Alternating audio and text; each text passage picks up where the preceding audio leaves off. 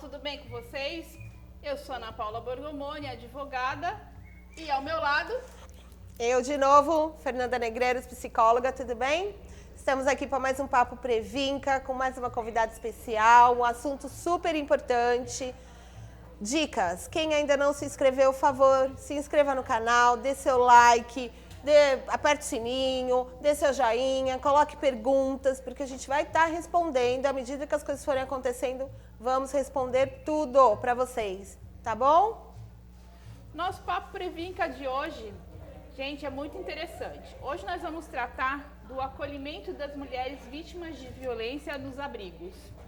E para nos ajudar, esclarecer nossas dúvidas, temos ao nosso lado nossa convidada linda e maravilhosa, a doutora Josiane Muniz. Josiane é presidente da Comissão de Assistência Social da nossa UAB São Vicente, é advogada atuante. E vamos lá, Josi, tudo bem com você? Tudo bem, uma honra participar novamente aqui com vocês, Previnca. E estamos aí, vamos lá. Vamos começar essa conversa aqui. Josi, como está essa questão, como é que está a sua visão do acolhimento das vítimas de violência nos abrigos? Como é que está isso? Com relação aos acolhimentos das mulheres, vítimas, crianças, adolescentes, nesse período de pandemia, principalmente, esses casos aumentaram em muito, né? Eu posso dizer que triplicaram. E os abrigos continuam em atendimento, né? Continuam atuando.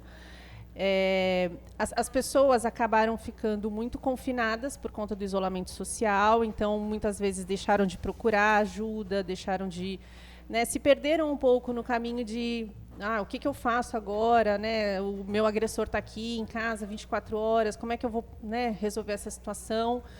Então, apesar dos abrigos estarem abertos, esses números triplicarem, muitas pessoas deixaram de procurar também, né? Por conta de falta de conhecimento, de não saberem se realmente estava aberto, justamente por causa do isolamento social. Eu acho que essa foi a maior dúvida das pessoas. Exatamente. Né? Se estava aberto ou não. Sim. Porque assim, está tudo fechado, inclusive ajuda. Onde eu vou procurar? Exatamente. O que eu vou fazer? Como que eu vou? É o que você está colocando, acho importante. Gente, os serviços não pararam. Né? O isolamento social é para festinha, reunião de amigos, né? As aulas, aglomerações, mas os serviços não param. Então, por favor, podem pedir ajuda, podem denunciar, né? Podem procurar os órgãos que nem a doutora Josi está falando, tá? A coisa continuou. Exatamente. E apesar desses números, né, que eu citei que triplicaram, a gente não teve uma abrangência, digamos assim, efetiva de quantificar isso, né? Porque apesar dos números triplicarem, muitas pessoas que não procuraram, a gente não tem como quantificar essa situação de, né, do que se passou durante esse período, né? O que se passa durante esse período de pandemia. Então, eu acredito que agora, né, a gente divulgando, né, informando a sociedade de que os abrigos continuam em funcionamento, toda a situação de emergência, né, para que essas mulheres, para que essas vítimas sejam acolhidas, isso sempre esteve em funcionamento e permanece, né, os canais de denúncia e tudo mais. Normalmente, Josi, a gente observa, né, conversando com as vítimas, que elas têm muito receio de ir para o abrigo e falar, ai, doutora, eu não posso levar meu filho, onde eu vou deixar meu filho? Como é que está essa questão? Os abrigos estão recebendo essas mães juntamente com seus filhos? Recebem. E assim, existem as situações, né, de ameaça, grave ameaça, risco de morte. Então, há uma avaliação, né, de acordo com a situação de cada de cada mulher, para que se possa verificar, né, a disponibilidade tanto do abrigo como da situação emergencial em si. Então, esses casos que são extremos, né, risco de morte em si, as mulheres elas são abrigadas. Existe esse acolhimento familiar, né, da mulher e os seus filhos. Todos os filhos? Meninas?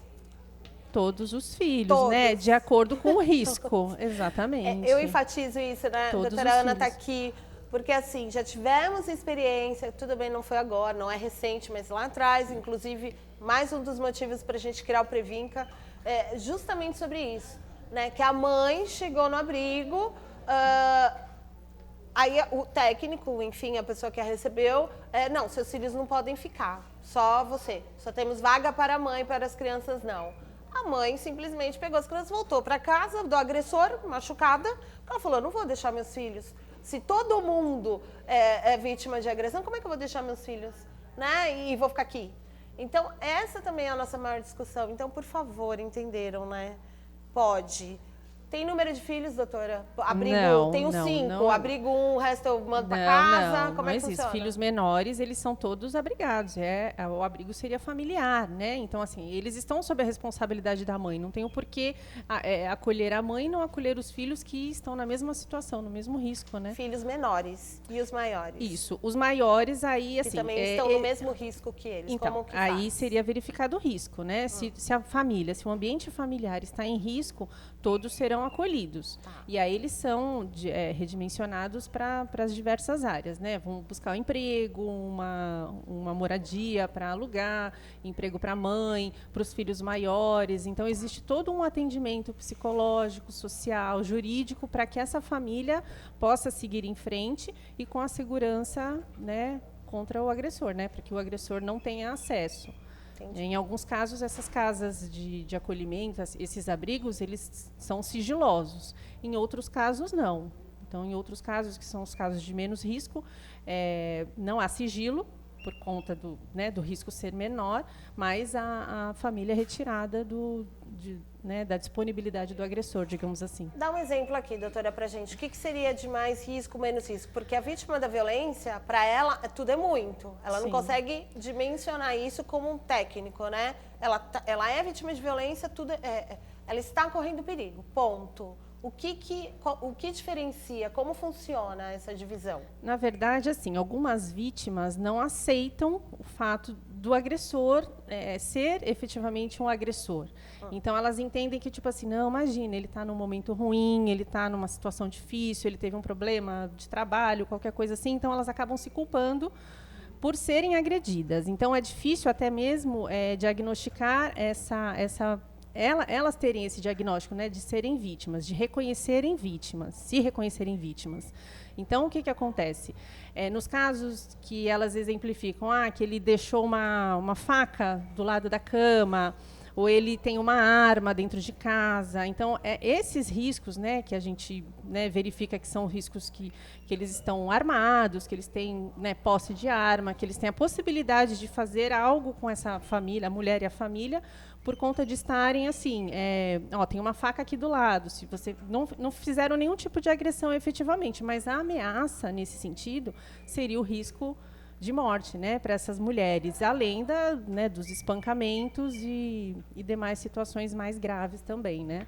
Mas só esses fatos a gente já consegue diagnosticar como um risco de morte para retirar essa família. Gravidade, né? Exatamente. Mesmo ela não aceitando que o agressor pode matá-la, o técnico identifica e faz essa separação. Exatamente. Ela tem toda uma avaliação psicológica, né? Quando ela é atendida, quando é recepcionada, né? Porque às vezes não é a própria vítima que faz a denúncia, às vezes é uma vizinha ou um outro familiar que fala, não, essa pessoa está sendo vítima, né, está sofrendo uma violência doméstica, ela precisa de ajuda. Então, ela é acolhida para ser atendida com relação a isso. Outra questão que elas têm muita dúvida, doutora, é a questão, eu preciso registrar o boletim de ocorrência para procurar o abrigo? Elas questionam muito isso. É necessário registrar a ocorrência? Ou elas podem procurar o abrigo? Não, elas podem procurar o abrigo. Foi o que eu falei. Às vezes a denúncia não parte nem diretamente da própria vítima. Sim. Parte de um vizinho, de um colega de trabalho, né, ou outras formas. E, às vezes, existe o acompanhamento também, né, pela delegacia. Ela foi lá, registrou um boletim de ocorrência, a própria delegacia encaminha, sob orientação, avaliação psicológica, tudo encaminha essas mulheres para o abrigo, mas não necessariamente precisa ver o boletim de ocorrência. Elas podem procurar o abrigo e lá elas vão ter todo o atendimento jurídico, psicológico, social, para que, né, sigam o que tem que fazer, né, sigam os trâmites normais, legais. Ela pode não querer fazer, mas agora falando um pouquinho desse profissional. Esse profissional, o técnico, olhando a questão da violência, ele tem enquanto obrigação ética fazer esse boletim de ocorrência ou não? Como funciona isso por parte de quem atende? Então, na verdade, ela vai ser avaliada psicologicamente para saber até que ponto ela pode se negar, né? Então, assim, Tá. eu não vou me arriscar aqui dando alguma situação, porque são inúmeras situações, né, que podem acontecer.